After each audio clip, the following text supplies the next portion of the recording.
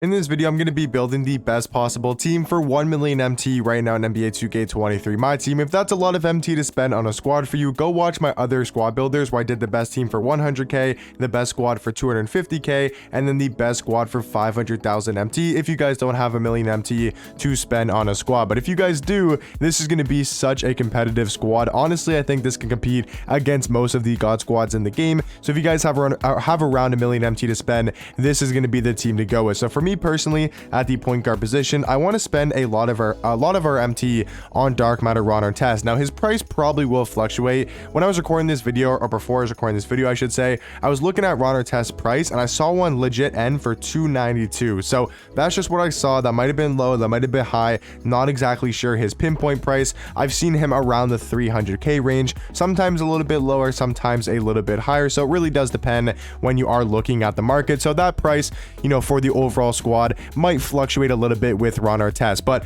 he's such a good point guard though, and I think he's honestly worth the MT. 6'7" at the point guard position with a 6'10" wingspan, and he is one of the best, if not the best, on-ball defender in the game with a 98 block, 99 steal, 99 lateral quickness, 99 perimeter, 98 interior defense. He's got almost every single Hall of Fame defensive badge, and you take a look at the tendencies, he's got a 98 on-ball steal tendency, an 85 contest, and an 85 block. So just that in itself makes Ron Artest such a valuable card. But then offensively, he's an absolute monster on the offensive end. 95 3 ball, 95 mid-range, 96 speed, 96 acceleration. He's super quick. He's got great vertical, great strength at a 96 and a 95. You take a look at his animations. If you use his pink diamond, you'll know his jump shot is very easy to green with the Fultz and the Rudy Gay Fultz base and the Rudy Gay upper on very quick timing. He's also got the Trey leaner. He's got great dribble sigs with the Trey escape and the D Mitch size up. I mean, the card all around is one of the best point guards in the game, and I know a lot of people do consider him the best point guard, even over cards like Jokic and Jordan. For me, I got him number 2 or number 3 on my point guard list. But for his price of only around 300,000 MT, I think he's going to be a must-have card for this type of squad. But at the starting shooting guard position, gonna obviously have to lower our MT cost a little bit. We can't be going spending 300k per card, but I do think Ricky Davis is going to be an amazing shooting guard next to Ron Artest, because Ron's mainly going to be there for defense and obviously can still score the ball at a very high level, but Ricky Davis is going to be our main scorer. He's 6'7" at the 2 with a 6'10" wingspan. He's got one of my favorite releases in the game, at least with the Seth Curry base and the Oscar Robertson upper on very quick timing. Just such a good jump shot, and then he's also got very decent dribble sigs. Maybe not the best sigs in the world, like he doesn't have the Trey escape in this Steve Francis size up or the Lowry size up or the Garland size up, but still is very solid, and he does move very well on the court. And then he's a solid defender. But you guys will see the squad. I don't think we really need too many defenders on the starting lineup, because at the small forward position we do have AK-47. So kind of putting Ricky Davis in between AK and Ron Artest, I don't think we're really going to struggle on the defensive end with having Ricky Davis at shooting guard. I mean, AK and Ron Artest will definitely make up for that on the perimeter. I mean, Ricky Davis isn't even a bad defender, but then we got two absolute lockdowns beside him. You know, AK 6'9" at the small forward spot, 7-foot wingspan. He's got elite defensive stats: 97 block, 95 steal, 98 lateral quickness, 98 perimeter, 94 interior defense. I mean, you guys probably know by now, if you've been playing my team, just how elite AK-47 is at the small forward position. And he also does have a very good jump shot with the Trey Young leaner, and then he's got the Trey Young dribble sig. So he moves like a guard, plays defense like a Bill Russell, Kawhi Leonard type of defender, and overall is one of the best small forwards in the game for around like 65-70k. And Ricky Davis is around that same price tag, about 65 to 70,000 MT. At the power forward position, we are spending a lot on the starting lineup. I do understand that we are spending a ton on the starting lineup, but we are going to be going Taco Fall. I think he's going to be such a good power forward. You know, next to these mobile cards, next to the AK-47, the Ricky Davis, the Ron Artest, it's going to make up for the fact that Taco's a little bit on the slower side, but still, I mean, Taco's one of the best, if not the best power forward in the game, and he's one of the best cards in the game as well. 7'6" at the power forward position, 8'2" wingspan. I mean, he's just so broken, overpowered, glitchy, OP, whatever you want to call it.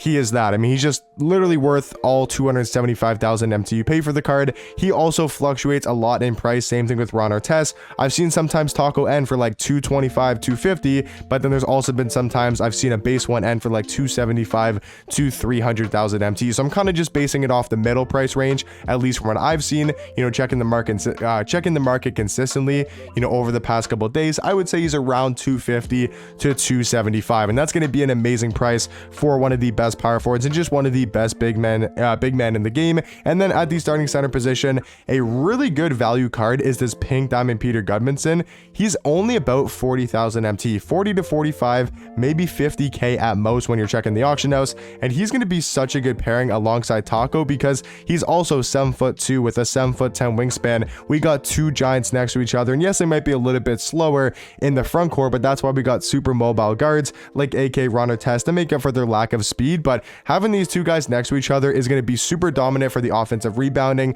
you know, getting putbacks, you know, just mashing down low, and then both those guys can still shoot the three ball at a very high level. Like Peter Gudmundsson has such a good jump shot on very quick timing, and I think he's going to be the perfect center for this price range to match up with Taco Fall. I think Sabonis is another option, but for me, I think having Sabonis and Taco in the front court would just be a little bit too slow. You can maybe have Sabonis off the bench, and we'll talk about that here in a second, but for me, this is going to be the starting lineup for the best 1 million MT squad builder. Now, off the bench at the backup point guard position, I did want to go with Hedo Turkoglu. I wanted to go with his hero version because, to be honest, his hero is a decent amount better, but still, I think this out of position one is super elite for only about 25 to 30,000 MT. He's a 6'10" point guard with a 6'11" wingspan, so he's going to be super tall off the bench, and then he also does have such a good jump shot with the John Stockton base and the Trae Young upper on very quick timing, very easy to green, and also super quick. So a great jump shot on Hedo Turkoglu being a 6'10" point guard, and then also has some elite dribble sigs with the Kyle Lowry size up,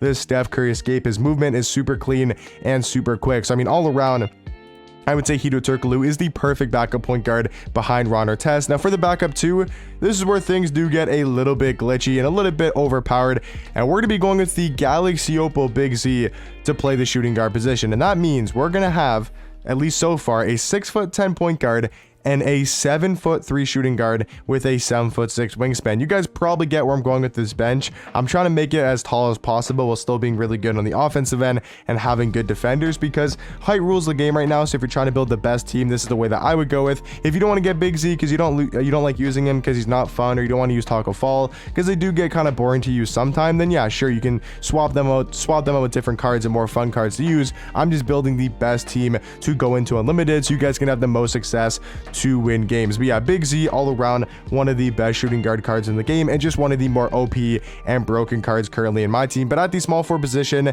talking about a fun card, this is where you can have a lot of fun off the bench with Kyle Kuzma and Hedo Turkoglu. Like having both those guys, even though Big Z might be a little bit slow, maybe not that fun to use, just mashing every play, but you got Hedo Turkoglu and Kyle Kuzma next to him, who are going to be tall cards that play really good defense, but also are super fun to use on the offensive end with how good of offensive cards they are. Like Kuzma, 6'9" at the 3 with a 7-foot wingspan. You take a look at his jump shot. If you like faster releases, I mean, this is the card for you. Such a good jump shot, very quick, easy to green, at least in my opinion. And then he's also got great dribble sigs with the Kyle Lowry size up and that Trae escape. So having Hedo and Kyle Kuzma to run the offense is going to be super nice alongside Big Z. And then at the power forward position, to give us some more size, even though I don't think we really need more size, but it's going to be helpful off the bench, is going to be Pink Diamond Jonathan Bender. And the reason why I'm also going a little bit more taller on the bench is if our starting lineup is a little bit too small in the backup 1, 2, or 3, you can always move Big Z to the shooting guard position and have Ricky Davis off the bench, right? You could always move Jonathan Bender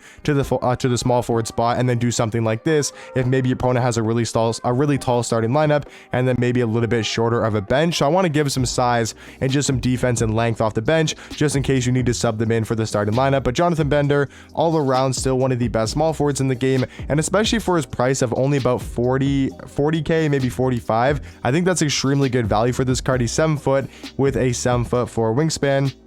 has a very decent jump shot, elite dribble sigs for a 7-foot card, and I think he's going to be the perfect backup power forward for about 40,000 MT. And then for the backup 5 to round off the best 1 million MT squad builder, at least in my opinion, is going to be the Pink Diamond Mo Bamba. I think Sabonis is a little bit too expensive because you kind of need his hero version if you do want to run Sabonis, because he's only got 66 speed on his heroic version. So if you're going to use that Galaxy Simple Sabonis, you want to go for his hero one that does have 76 speed. But I feel like for this price team, I think it's going to be a little bit over if we were to go Sabonis. So I think Mo Bamba is going to be a great backup budget big to have alongside, you know, Jonathan Bender, Big Z on the bench, because he's 7 foot with a 7'10" wingspan. He's going to be a super mobile big, very versatile on the defensive end, able to guard a lot of positions, be really quick and super athletic, and then he can knock down threes in the catch and shoot. So maybe in game, you know, Big Z's not going to be guarding the shooting guard spot. You'd maybe go like Big Z at your power forward position, like guarding the power forward, maybe even guarding the center,